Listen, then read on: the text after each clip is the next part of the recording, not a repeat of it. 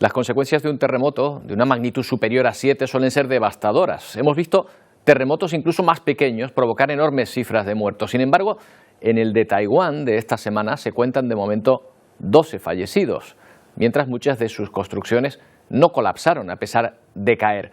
Evidentemente algo se ha hecho bien allí. Vamos a ver el qué para tomar ejemplo.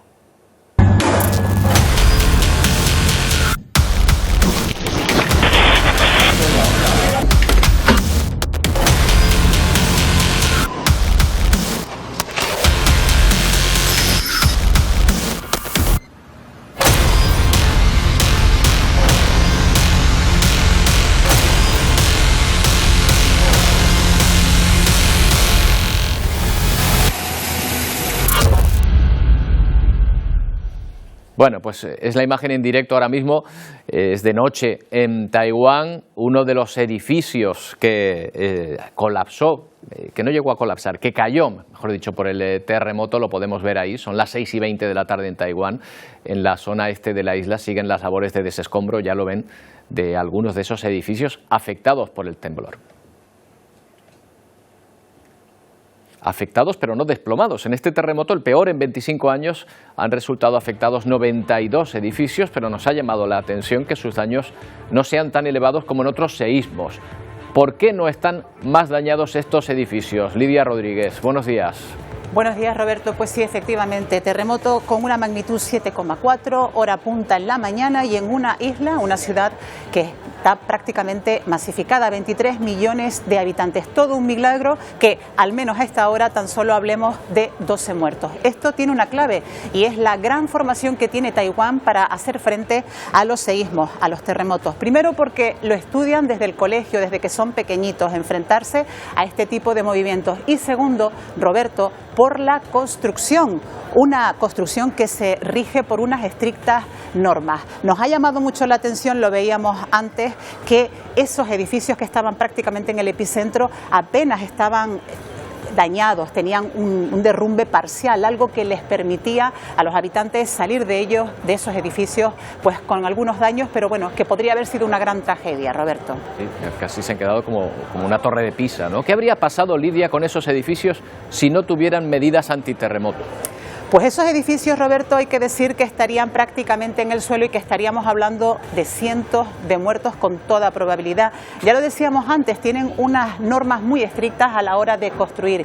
Ellos se basan sobre todo en potenciar lo que son las columnas y las vigas, rodearlas de acero y de hierro para lograr que esas vigas absorban de alguna manera esas ondas sísmicas. Con eso, ¿qué consiguen? Que el edificio, que el inmueble oscile, se mueva y no se vaya abajo. Y en el peor de los casos, Roberto, si se tiene que ir abajo, que se vaya abajo, que se derrumbe de forma lateral, provocando que los habitantes, las personas que viven en esos edificios, puedan salir con facilidad. De lo contrario, pasaría lo que hemos visto en muchos otros países, que el edificio colapsa de arriba abajo, arrastrando todo prácticamente desde el centro hacia el exterior. Y eso, sin duda, hubiera provocado cientos y cientos de muertos, Roberto. Gracias, Lidia. Amadeo Benavent es catedrático de Estructuras de la Universidad Politécnica de Madrid y responsable del Grupo de Investigación de Ingeniería Sísmica. ¿Qué tal, Amadeo? Buenos días. Hola, buenos días. Encantado. Bueno, esos edificios que no han colapsado en Taiwán es porque contaban con esas medidas, evidentemente, ¿no? Bueno, efectivamente, el comportamiento de las estructuras tiene mucho que ver, como han dicho ustedes, sobre todo con la normativa que se ha utilizado para construirlos, que sea una normativa moderna y actualizada y que se hayan seguido pues las estrategias que hoy en día, con el nivel de conocimientos que tenemos, pues se sabe que funcionan, efectivamente. Claro, en uno que hemos visto, disculpa, Amadeo, que estamos viendo ahora en imagen, es que no se habían roto ni los cristales de las ventanas. Efectivamente. Hoy en día hay dos tipos de formas de proyectar estructuras frente a terremotos. Una sería lo que podríamos llamar las formas o las estrategias convencionales y la otra las estrategias avanzadas. Las estrategias convencionales modernas lo que hacen es preparar la estructura para que después de un terremoto sufra daños que se aceptan por motivos económicos, pero que no colapse, es decir, que no caigan unas plantas sobre otras y de esa manera permita evacuar el edificio y no produzca víctimas humanas. La otra estrategia, que son las estrategias avanzadas, consisten en instalar dentro de los edificios unos dispositivos especiales que pueden ser de tres tipos. Disipadores, el primer tipo son disipadores de energía, que son pues algo parecido a los amortiguadores de los coches. El segundo tipo son aisladores de base, que son unas gomas que se colocan en el arranque de la estructura. El tercer tipo son sistemas de masas sintonizados, que es, por ejemplo, lo que tiene el edificio Taipei 101, que prácticamente no se ha movido y no ha experimentado ningún daño durante ese terremoto, porque tenía un sistema de masas con amortiguadores que ha permitido protegerlo. Entonces, estamos hablando de uno de los edificios más altos de ahí, de Taipei, ¿no? Efectivamente, sí, es un edificio creo que es de cerca de 400 metros de altura, sí. Tremendo, tremendo mantener en pie este edificio. ¿Construimos en España pensando en posibles movimientos sísmicos? ¿Hay zonas sísmicas donde se construyen utilizando algunas de estas herramientas? En España tenemos un problema grave. España, el sur de España, está en la zona de contacto de la placa euroasiática con la placa africana. En el caso de Taipei, pues están en la zona de contacto de la placa euroasiática con la placa filipina, con lo cual el sur de España ha experimentado históricamente terremotos de magnitud 7, es decir, cercanos al terremoto de Taiwán, y además se han repetido con una regularidad de unos 100 años. El problema en España es que tenemos una normativa que está completamente obsoleta, y además no tenemos normativa sísmica para preparar, para rehabilitar sísmicamente a las estructuras existentes, que es algo que deberíamos hacer para prepararnos para el terremoto, que no sabemos cuándo, pero vendrá, porque, repito, claro, un terremoto intenso tiene estos periodos aproximadamente de retorno. Y la normativa en España, en vez de hacer lo que se ha hecho en toda Europa, que es adoptar la normativa europea, los llamados eurocódigos por remisión directa, pues aquí se ha seguido haciendo durante años, durante décadas, normativas nacionales que lo que hacían era mezclar partes de normativas europeas con normativas españolas antiguas, y al final pues el resultado es una norma incoherente. Y en el caso de la última propuesta que hizo el año pasado en la Administración de una nueva norma sísmica, esta mezcla de normativas es directamente insegura, es decir, puede conducir a estructuras que colapsen, porque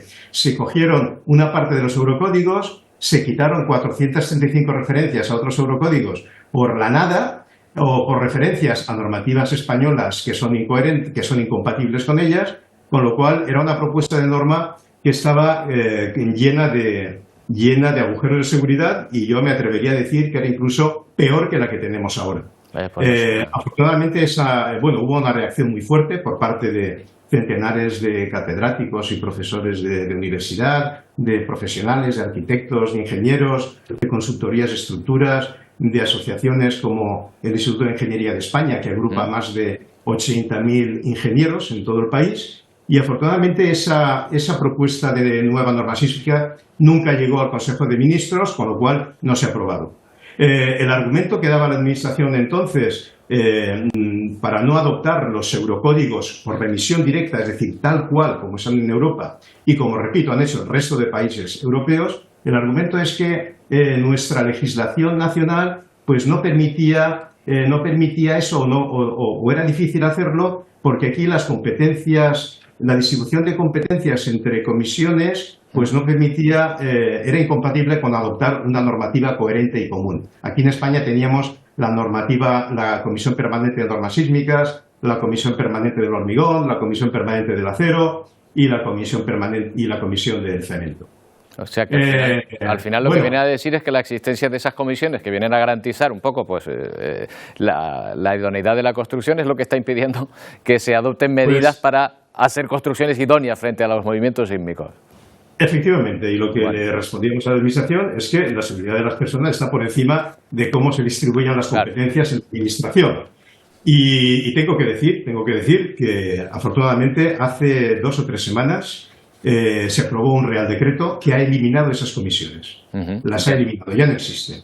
Con lo cual, yo espero que decían que era el impedimento para no adoptar los eurocódigos, pues allá en el terreno, y en poco tiempo tengamos los eurocódigos en España, como en el resto de Europa, tengamos los mismos niveles de seguridad de nuestras estructuras frente al sismo que tiene el resto de Europa y además estemos preparados para futuras actualizaciones que van a ser están muy próximas de la normativa. Bueno, pues me alegra oír eso porque al principio de su disertación la verdad es que no nos quedábamos muy tranquilos, Amadeo. Y ahí está además el ejemplo. Tuvo un caso de éxito, el de Taiwán, viendo la situación y al que hemos asistido en muchísimas otras ocasiones de la destrucción que puede provocar un terremoto cuando no se está preparado. Muchas gracias por su tiempo, Amadeo. Buenos días. De acuerdo, buenos días. Hasta luego.